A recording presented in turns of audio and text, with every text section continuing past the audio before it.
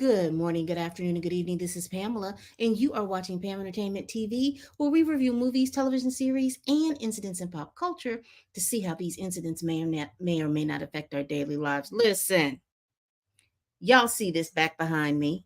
We're going to be talking about this. This is called Gary, and this is a documentary on the life of Gary Coleman. And if you're not familiar with Gary Coleman, back in the 80s, going into the 90s, used to be on a television show called Different Strokes. And so he was a child actor. And but before we get into any of that, if you want to support this channel for the free, please hit that like button. Also, subscribe. And once you subscribe, you'll be open to a plethora of movies and television series that I have reviewed. Also, share this video all on your social medias. Let the people know that I'm over here making these videos. If you want to support me monetarily, my Cash App is on the bottom and memberships are available. So, y'all, I just want to kind of go over this. This is a documentary that is airing on Peacock because, I'm reviewing The Fresh Prince. Excuse me. Ooh, no, I'm not. I'm reviewing Bel Air. And as I was on Peacock watching the Paralympics and Bel Air, this documentary came up. So I said, let me look at it because, I watched in real time uh, Different Strokes when it came on the air. And I think I mentioned Different Strokes in another video when I was talking about Marvel is the new UPN. But I watched this documentary and y'all, I was shocked. I knew because of the fact that as I was coming up, child actors and how the difference about how child actors are today versus back in the day, uh, they didn't make it because they didn't have all the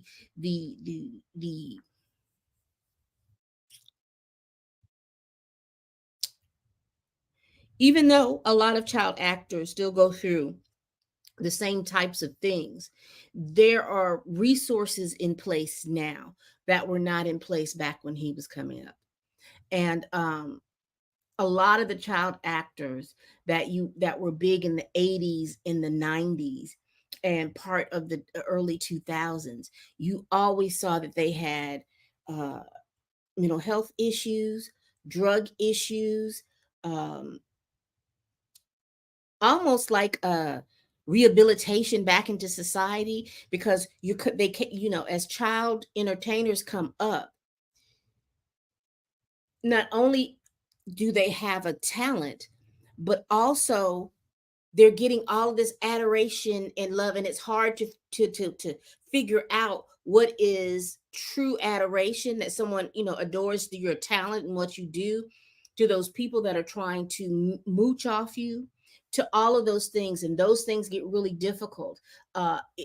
Today is we celebrating Michael Jackson's birthday. He went through the same thing, and you see he was one of the biggest entertainers in the world, but he died by the hands of a doctor because he was trying to sleep. He had drug issues, yes, he did, but he was trying to sleep. But this young man, I watched this documentary and I was so saddened for him. I was saddened watching this because the people who should have been protecting him were the ones that failed him. Now, I'm not going to go over the entire documentary. I do want you to go watch it. If you have Peacock, go watch it because it is a good watch. But it takes us from when he started out. He started out on commercials. He was then fast tracked into uh, television ads, television commercials. And then he was fast tracked into television. He did a couple of little series here and there as a guest star. He was on Good Times. I think did he do the Jeffersons? I don't know if he did the Jeffersons or not, but I know he did Good Times, and he was on a couple of other popular shows. And then his show, he got a show. Him, Dana Plato, Todd Bridges, um, Charlotte Ray, and Conrad Baines, I think is what his name was. And it was about Different Strokes. It was the premise was the Gary Coleman's character, who was Arnold Jackson, I think it was Arnold Jackson, his mother was Conrad Bain's maid, and she died, and their father had died previously, and then she died, so they were orphaned, and he took them in. If I can remember correctly, she had asked him to look after her kids, and so he ended up taking them in, and he adopted them, and they all came into the home, and he it was like a blended family of these two little black kids plus his daughter. His only biological child was his daughter, who was played by Data Plato, and then you have these two little boys. And he played the role everyone praised, because he was a natural. As far as being an actor, he was a natural. This young at that time, with different strokes. And also, one of the things that was really good, because he really played up the fact. Now, let me just explain about him. He had some kind of congenital kidney disease, to where his kidneys were malformed. He had to get a kidney transplant, and then he had a kidney plant transplant. And then I think what they said was interesting to me, but it wasn't a doctor saying it. But they were saying, like, he got his kidney transplant because he had one kidney that was barely functioning. He had one kidney that had atrophied; it wasn't functioning at all. So he had a kidney transplant, and the transplanted kidney ended up, I guess it was I don't know if it was a rejection or a fail, but the way they described it was absorbed into his body. So he was literally his kidney function was really, he had none. So he had to do dialysis four times, 4 to 5 times a week, 3 to 5 times a week, because his kidneys weren't functioning. And so that stunted his growth. So he didn't get bigger. He didn't get taller. I think the tallest that he got was like 4'8" or something like that. He didn't get any taller than that. So he stayed in this role as Arnold Jackson, uh, playing like a 8, 9, or 10-year old for like 5 or 6 years. He played that 10-year old, 8, 9, 10-year old till he was like a teenager, and he didn't want to do it anymore. Now he was also doing movies. Now, one of the smart things that they did was to get him into movies and other little different like that television specials and everything like that. There wasn't a time that you did not see Gary Coleman on television. He did afternoon special TV shows. He did like movies and stuff like that, made for television movies and things like that. He was more of a big television star versus him being a movie star. I know he did a couple of movies, but I don't think it was enough, but he got paid. And so we ended up finding out that from different strokes, from all the movies and things like that he made back, now you're talking about in the 80s, he made 18 to 19 million dollars. And then what happened is he got to be 18 or 19 years old, and he was like, I don't want to do this. I don't want to have to play Arnold as a, elementary student, a junior high school student. I'm a grown, I'm a grown man. I want to play different roles. I want to do all these things, but inevitably he was typecast. He had his little catchphrase, "What you talking about?" And he would always be like, "What you talking about, Willis? What you talking about, Mr. Baines? What you talking about?" That was his catchphrase, and everybody wanted him to use a little catchphrase and stuff like that. Then we get into how people failed him. So you have his parents. Like I said, he made $18 million. They had him, he had his manager, he had his publicist, and he had his person who was taking care of his money. Now, you do know that there is an account that when you are a child actor, you're supposed to put 25% of their money, and that money is not to be touched until they become, I don't know if it's 18, 19, or is it 21. I always think it's 21. But 25% of what they make is supposed to go into that account. And by all accounts,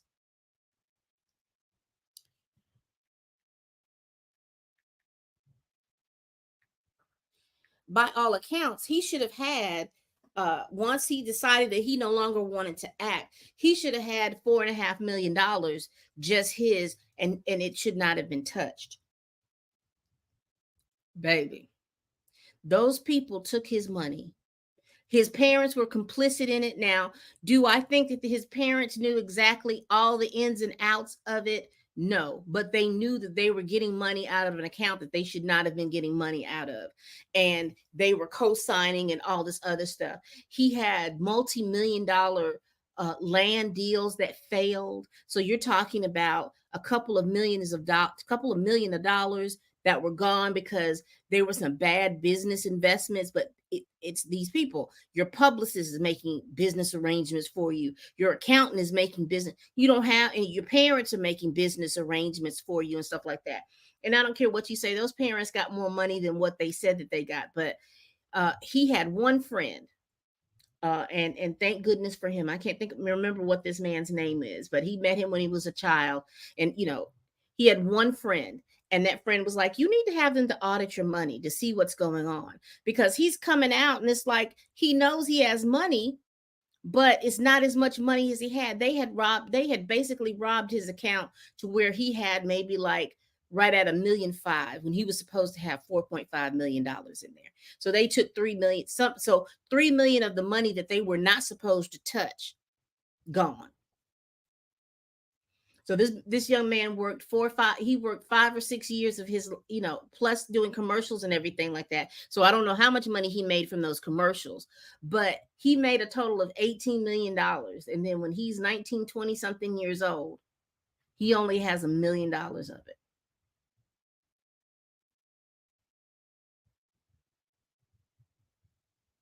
Because even if he paid everybody, that 25% wasn't supposed to be touched at all. Plus, he would have had a percentage outside of after he paid everybody. This made $18 million, and then he had less than 2 million. They got away with two something $1 million, and they were having to pay it. He sued his parents, he sued everybody that worked with him. He fired them first, and then he sued them because he's like, "Where is my money? How is it that I did all of this work and I don't have any money?" And then he sued, he won. Wonderful. But here's what was happening. You remember I told you, he had all those health problems. Plus, he wasn't getting any taller. And plus, people typecast you. And he was typecasted into that little boy because he still was similar, the same size. And no one in his camp thought to make him to do something different with him. But they were just milking that Arnold Jackson, what you talking about, Willis part. They milked that to death. And to the point that when he tried to pivot, he didn't get the meaningful roles that he thought he could get. Because you think about it, had Gary Coleman had pivoted into sci-fi, he had pivoted into maybe something like Star Wars. He could have, he could have played an Ewok. He could have played any character, a sci-fi character, or something like that. There was just plenty of opportunities. Gary Coleman could have been a voice actor. There was just so many ways that he could have pivoted, but they were so interested in taking his money, no one was looking out for his best interest. He had his friend, and his friend ended up being his manager for a little while. He ended up getting he had romances. And what was interesting with these romances is that the first one that they talked about, you can tell that she really cared for him.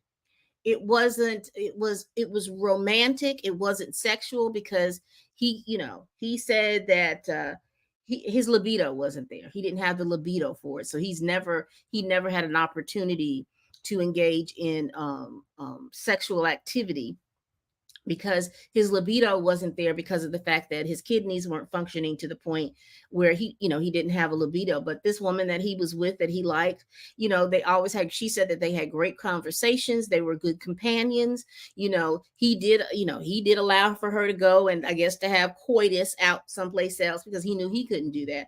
But they had a good loving relationship. However, he went to Utah, and baby, that was that may have been a good thing for him to go there, because people didn't know him like that. But it didn't work out for him, and so he had a lot of issues. He ended up meeting another woman, a young woman, 19 something like this.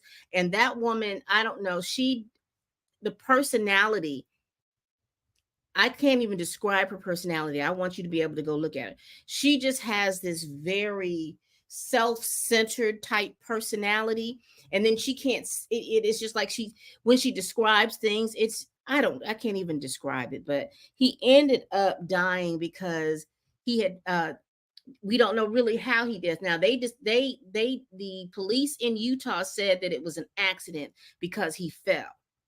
Because he ended up, he fell, he according to the police documents, he fell, he hit his head, and he had cracked his skull, and then he had a intracranial hemorrhage where his brain started swelling, and he ended up dying. And what was so sad is that um he did not have a good relationship with his folks, so he didn't really talk to them. They found out that he was sick on the news. They found out that he was sick on the news, and it ended up that man died alone because that woman was, when she called 911, she was like, they were trying to show her to how to render help to him, and she's like, no, I'm not going to do it because there's so much blood, I can't do it. Have somebody else come here to do it. It was a whole lot of little stuff in there. There's a lot of questions I had for that, but I will save that. I really do want you all to go watch that documentary. I think I'm going to review it a little bit on Stunt Shows and Shenanigans this weekend, but I really do want you all to go to watch this documentary called Gary. It was very, very insightful. And that little tagline that they have sitting right here: fans loved him, fame failed him. Oh, awful, awful, awful. And side note, do you know the only person that's still living from a different strokes is Todd Bridges. Everybody else is gone. I know Dana went out of here because of her drug issues. I think Charlotte Ray died of old age, and I think Conrad Baines died of old age as well. But there was nobody there around for you. All right, people. I just wanted to bring attention to it. I really wanted you all to go look at this. This was he was one of the people that we saw on TV, young black uh boy matriculating into manhood that we saw on television, and we see how his particular life turned out. He felt like he was alone. He died alone. Everybody around him did not, it seemed to me, except for that first woman that he was with, didn't give a rat's patootie about him, which was so, so sad. All right, people, we do this every week. Please like, comment, and subscribe. Have you watched this documentary? Tell me what you think about it, because it made me real sad. It really made me real sad how this man lived and how he died. All right. Please tell a friend, tell a kin, tell a coworker, tell that heifer that you can't stand that I'm over here making these videos. You all realize your lives would be better if you tell them heifers that I'm over here so they can come and tune in to me and not be worried about you. All right, people. And as always, bye bye.